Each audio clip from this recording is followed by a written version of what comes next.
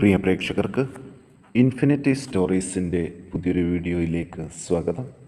നമ്മൾ ഈ വീഡിയോയിൽ പങ്കുവെക്കുന്ന കാര്യം നിങ്ങൾ അത് മനസ്സിൽ കുറിച്ചിടുക. അടുത്ത 10 ദിവസത്തിനുള്ളിൽ അത് നിങ്ങളുടെ ജീവിതത്തിൽ നടക്കും എന്ന കാര്യത്തിൽ യാതൊരു തർക്കവും വേണ്ട. ഗ്രഹസ്ഥാനങ്ങളെല്ലാം തന്നെ വളരെ അനുകൂലമായിട്ട് നിൽക്കുന്നതുകൊണ്ട് ഓരോ രാശിക്കാർക്കും അവരുടെ ജീവിതത്തിലെ മികച്ച സമയമാണ് നിലവിൽ ഉള്ളത്. ഇതേക്കുറിച്ച് കൂടുതൽ കാര്യങ്ങൾ ഇൻഫിനിറ്റി സ്റ്റോറീസിൻ്റെ വീഡിയോയിലൂടെ പങ്കുവെക്കും മുമ്പ് എൻ്റെ പ്രിയ പ്രേക്ഷകരെ, നിങ്ങൾ ഇതുവരെ എൻ്റെ ചാനൽ സബ്സ്ക്രൈബ് ചെയ്തിട്ടില്ലെങ്കിൽ ദയവായിട്ട് എൻ്റെ ചാനൽ ഒന്ന് സബ്സ്ക്രൈബ് ചെയ്യുക. അതോടൊപ്പം തന്നെ എൻ്റെ പുതിയ വീഡിയോകൾ നിങ്ങൾക്ക് നോട്ടിഫിക്കേഷനായിട്ട് ലഭിക്കാൻ വേണ്ടിയിട്ട് ബെൽ ഐക്കൺ കൂടി ഒന്ന് പ്രസ് ചെയ്യണം. വീഡിയോ കണ്ടതിന് ശേഷം നിങ്ങളുടെ വിലയേറിയ അഭിപ്രായങ്ങൾ കമൻറ്റ് ബോക്സിൽ ഒന്ന് രേഖപ്പെടുത്തുന്നതിനും വീഡിയോ ലൈക്ക് ചെയ്യുന്നതിനും കൂടി ഓർമ്മിപ്പിക്കുന്നു. എൻ്റെ എല്ലാ പ്രേക്ഷകർക്കും ഇൻഫിനിറ്റി സ്റ്റോറീസിൻ്റെ ഈ പുതിയ വീഡിയോയിലേക്ക് ഒരിക്കൽ കൂടി സ്വാഗതം. നമുക്ക് നോക്കാം. മേടക്കൂറിൽ പിറന്ന അശ്വതി, ഭരണി, കാർത്തിക 1-ാം പാദത്തിൽ ജനിച്ച നക്ഷത്ര ജാതകരെക്കുറിച്ച്.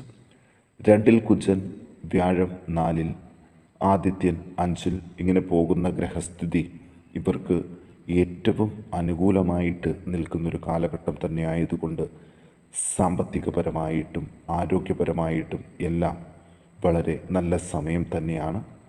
സുഖകാര്യങ്ങൾക്കുള്ള തടസ്സങ്ങൾ നീങ്ങി നല്ല അനുഭവങ്ങൾ വരും. ഗവൺമെൻറ് ഓഫീസുകളിൽ നിന്ന് ചില സഹായ സഹകരണങ്ങൾ ഉണ്ടാകും. ഗവൺമെൻറ് ഉദ്യോഗത്തിനായിട്ട് കാത്തിരിക്കുന്നവർക്കും ഈ ആഴ്ച വളരെ അനുകൂലം തന്നെയാണ്. കള്ളന്മാരുടെയും അഗ്നിയുടെയും ഉപദ്രവങ്ങളിൽ നിന്ന് മുക്തി നേടാൻ സാധിക്കും. വീട്ടിലെ അപ്രതീക്ഷിത കലഹങ്ങൾ ഒഴിവായി പോകും. അവിചാരിതമായ ചില ധനാഗമങ്ങൾ ഉണ്ടാകും. ഉത്കൃഷ്ട സ്ഥാനമാനങ്ങൾ ലഭിക്കും. ബന്ധുജനങ്ങൾക്ക് സൗഖ്യം ഉണ്ടാകും. ആത്മീയമായ അറിവുകൾ ലഭിക്കാൻ ഇടയുണ്ട്. ഔദാര്യവും ഗർവും മാറിക്കിട്ടും. ചില പാപകർമ്മങ്ങൾക്ക് കൂട്ടുനിൽക്കേണ്ടതായിട്ട് വരും. അത് കഴിവതും ഒഴിവാക്കണം. ഇല്ലെങ്കിൽ വരും കാലങ്ങളിൽ അതിന് വലിയ വില കൊടുക്കേണ്ടി വരും. നീർക്കെട്ട്, മൂത്രാശയബന്ധിയായ അസുഖങ്ങൾ ഇവയ്ക്ക് ശമനം കണ്ടു തുടങ്ങും. ഇവർ ദോഷനിവാരണാർത്ഥം സർപ്പ ആരാധനാ കേന്ദ്രത്തിൽ മഞ്ഞൾപ്പൊടി ചാർത്തി സർപ്പസൂക്തം പുഷ്പാഞ്ജലി കഴിപ്പിച്ച് പ്രാർത്ഥിക്കാൻ ശ്രദ്ധിക്കണം. ഇനി ഇടവക്കൂറിൽ കാർത്തിക നക്ഷത്ര ജാതകർ 2, 3, 4 പാദങ്ങൾ. രോഹിണി, മകയിരം 1, 2 പാദത്തിൽ ജനിച്ചവരെ കുറിച്ച് നോക്കാം. ഉറപ്പുള്ള ബന്ധങ്ങൾ ഉണ്ടാകും. ഒപ്പം മനസ്വസ്ഥത വർദ്ധിക്കുകയും ചെയ്യും. തൊഴിൽ രംഗം മെച്ചപ്പെടും. സ്ഥാനക്കയറ്റം ലഭിക്കും. ധനാഗമങ്ങൾ ഉണ്ടാകും. പുതിയ സംരംഭങ്ങൾ തുടങ്ങാൻ വളരെ നല്ല സമയമാണ്. പുതിയ വീടിനായിട്ട് ശ്രമിച്ചാൽ സാഹചര്യം വളരെ അനുകൂലമായിട്ട് വരും. ശരീരക്ഷീണം, കർണരോഗം ഇവയ്ക്ക് സാധ്യതകൾ കൂടുതൽ. ബന്ധുജനങ്ങൾക്കും കുടുംബാംഗങ്ങൾക്കും അഭിവൃദ്ധി ഉണ്ടാകും. പൊതുപ്രവർത്തകർക്ക് സ്ഥാനക്കയറ്റത്തിനിടയുണ്ട്. അധികാര സ്ഥാനങ്ങളിൽ നിന്ന് ചില സഹായങ്ങൾ ലഭിക്കും. കാര്യങ്ങളുടെ വരുംവരായികകൾ മുൻകൂട്ടി കാണാത്തത് മൂലം ചില അബദ്ധങ്ങൾക്കും ഇടയുണ്ട്. ഉദ്യോഗാർത്ഥികൾക്ക് നല്ല അവസരങ്ങൾ ലഭിക്കും. വിദേശത്ത് തൊഴിലിനായിട്ട് ശ്രമിക്കാം. ഇവർ ദോഷനിവാരണാർത്ഥം ഭഗവതി ക്ഷേത്രത്തിൽ ദുർഗാസൂക്തം പുഷ്പാഞ്ജലി കഴിപ്പിച്ച് പ്രാർത്ഥിക്കാൻ പ്രത്യേകം ശ്രദ്ധിക്കുക. ഇനി മിഥുനക്കൂറിൽ മകയിരം 3, 4 പാദങ്ങൾ. തിരുവാതിര, പുണർദം 1, 2, 3 പാദത്തിൽ ജനിച്ചവരെ കുറിച്ച് നോക്കാം. 2-ൽ ആദിത്യൻ, 3-ൽ ബുധൻ, ശുക്രൻ, 4-ൽ കേതു, 9-ൽ ശനി, 10-ൽ രാഹു, 12-ൽ ആദിത്യൻ, വ്യാഴം. ഇതാണ് ഗ്രഹനില. അതുകൊണ്ട് തന്നെ പ്രധാനമായിട്ടും പറയേണ്ടത് ധനനേട്ടങ്ങൾക്കാണ് സാധ്യത.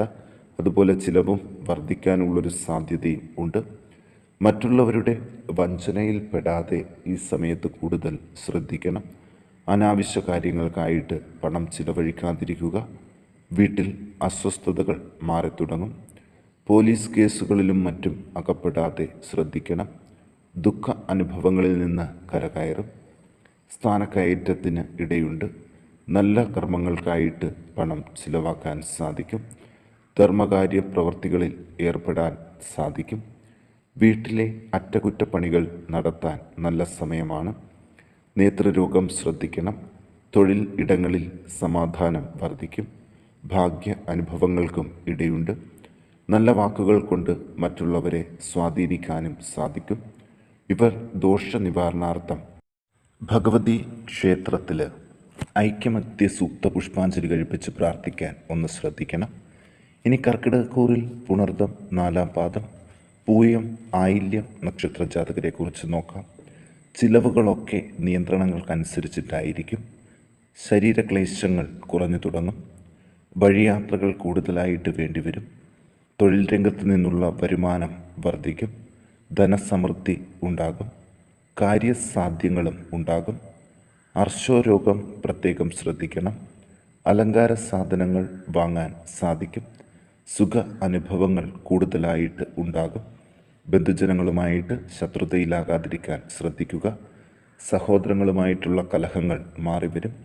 നേതൃസ്ഥാനത്ത് നിന്ന് പ്രവർത്തിക്കാൻ അവസരം ലഭിക്കും. അച്ഛനുമായിട്ടുള്ള കലഹം ഒരു പരിധി വിടാതെ ശ്രദ്ധിക്കണം. അക്ഷമ കൂടുതലാകും. ദുർജനങ്ങളുമായിട്ട് ബന്ധപ്പെടാൻ അവസരം ഉണ്ടാകും. ഇവർ ദോഷനിവാരണാർത്ഥം ശിവങ്കർ ധാര കഴിപ്പിച്ച് പ്രാർത്ഥിക്കാൻ ഒന്ന് ശ്രദ്ധിച്ചാൽ നല്ലതായിരിക്കും. ഇനി ചിങ്ങക്കൂറിൽ മകം, പൂരം, ഉത്രം 1-ാം പാദത്തിൽ ജനിച്ചവരെക്കുറിച്ച് നോക്കാം. വിശേഷ കാര്യങ്ങൾ അറിയാൻ ഉള്ള അവസരങ്ങൾ ഉണ്ടാകും. മുതിർന്നവരുടെ അരികെ നിന്ദ്യമായി സംസാരിക്കാതിരിക്കുക. വാതരോഗം, നേത്രരോഗം ഇവ ശ്രദ്ധിക്കണം. അപവാദം കേൾക്കേണ്ട സാഹചര്യത്തിൽ നിന്ന് മാറ്റം ഉണ്ടാകും. എല്ലാ കാര്യങ്ങളും വളരെ വേഗത്തിൽ നടക്കും. സൽക്കർമ്മങ്ങൾക്ക് ഫലം വർദ്ധിക്കും. ധനലാഭം ഉണ്ടാകും. പണത്തിന് യാതൊരുവിധ ബുദ്ധിമുട്ടും ഈ സമയത്ത് ഉണ്ടാകില്ല. ബന്ധുക്കളുമായിട്ടുള്ള കലഹങ്ങൾ മാറ്റിവെക്കാൻ സാധിക്കും. ധന നേട്ടങ്ങൾ ഒരുപാട് പ്രതീക്ഷിക്കാം. സ്ഥാനക്കയറ്റവും ഉണ്ടാകും. ശയനസുഖം ലഭിക്കാൻ ഇടയുണ്ട്. ദൂരയാത്രകൾ കൊണ്ട് പ്രയോജനം ഉണ്ടാകും. മനോദുഃഖങ്ങൾക്കും അലച്ചിലുകൾക്കും ഒരു കുറവ് കണ്ടു തുടങ്ങും. തൊഴിൽ രംഗത്ത് നിന്നുള്ള കലഹങ്ങൾ പറഞ്ഞു തീർക്കാൻ പറ്റും. മംഗളകർമ്മങ്ങൾക്കുള്ള മുടക്കങ്ങൾ മാറിവരും. ഇവർ ദോഷനിവാരണാർത്ഥം ഗണപതി ഹോമം കഴിപ്പിച്ച് പ്രാർത്ഥിക്കാൻ ശ്രദ്ധിക്കണം. ഇനി കന്നിക്കൂറിൽ ഉത്രം 2, 3, 4 പാദങ്ങൾ, അത്തം, ചിത്തിര 1, 2 പാദത്തിൽ ജനിച്ചവരെ കുറിച്ചൊന്ന് നോക്കാം. ലഗ്നത്തിൽ കേതു, 6-ൽ ശനി, 7-ൽ രാഹു, 9-ൽ കുജൻ, വ്യാഴം, 11-ൽ ആദിത്യൻ, 12-ൽ ബുധൻ, ശുക്രൻ. ഇതാണ് ഗ്രഹനില. ദന്തരോഗങ്ങൾ മൂലം ബുദ്ധിമുട്ടുന്നവർക്ക് വേദനയ്ക്കൊരു ശമനം കണ്ടു തുടങ്ങും. ന്യായമല്ലാത്ത കാര്യങ്ങൾക്ക് പണം ചിലവഴിക്കാതിരിക്കാൻ ശ്രദ്ധിക്കണം. കലഹവാസന ഈ സമയത്ത് വളരെ കൂടുതലാണ്, ശ്രദ്ധിക്കുക. കുറച്ചു ദിവസം തൊഴിലുമായിട്ട് ബന്ധപ്പെട്ട് മാറി നിൽക്കേണ്ടതായിട്ട് വരാം. സ്ഥാനക്കയറ്റം ലഭിക്കും. കാര്യപരാജയങ്ങൾ ഉണ്ടാകും.